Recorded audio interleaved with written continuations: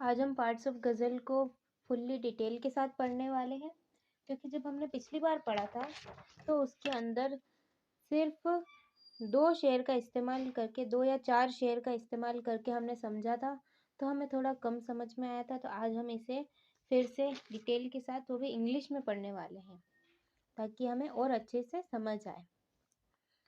तो गज़ल के अंदर जो सबसे पहला शेर होता है वो मतला कहलाता है, और हर शेर की जो लाइन होती है उसे हम मिसरा कहते हैं। ईच लाइन ऑफ शेर इज कॉल्ड मिसरा।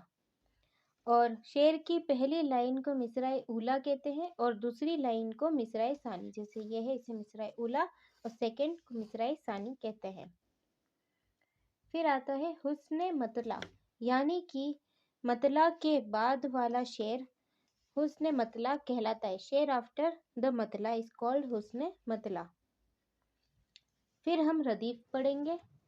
रदीफ यानी कि जो अल्फाज जो होते हैं आप देख सकते हैं सब में रिपीट हो रहे हैं। द रिपीटेटिव वर्ड ऑफ काफिया, काफिये में जो रिपीट हो रहे हैं काफिये के बाद, जैसे कि मतले में 2 बार होते हैं। आप इस बात का ध्यान रखें, मतला में 2 बार इस्तेमाल होता है रदीफ का और काफिये का। और काफिये का मतलब होता है जो रदीफ से पहले आता है, जो सुनने में एक जैसा लगे, राइमिंग वर्ड्स कहलाते हैं, यानी काफिया में आप देख सकते हैं ये मतला में भी 2 बार इस्तेमाल होता है रदीफ से पहले, जैसे करीब, फिर नसीब।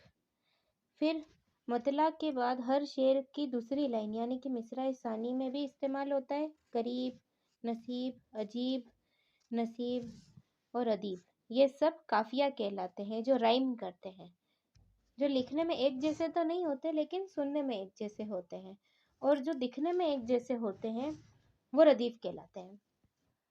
फिर आता है हर्फ रावी, यानी कि जो काफिये के लास्ट जो वर्ड होता है, लास्ट वर्ड नहीं, अल्फ़ाबेट हम कह सकते हैं इसे, वो सेम होता है, वो हर्फ रावी कहलाता है। फिर आखिर में आता है मक्ता।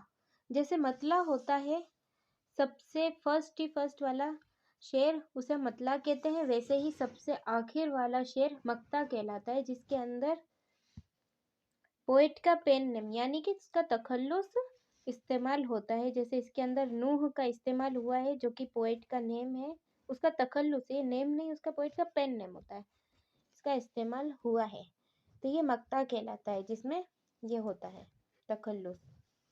तो हमने इसके बारे में पढ़ लिया है, आप देख लें इसे। आप चाहे तो इसका स्क्रीनशॉट खींच सकते हैं।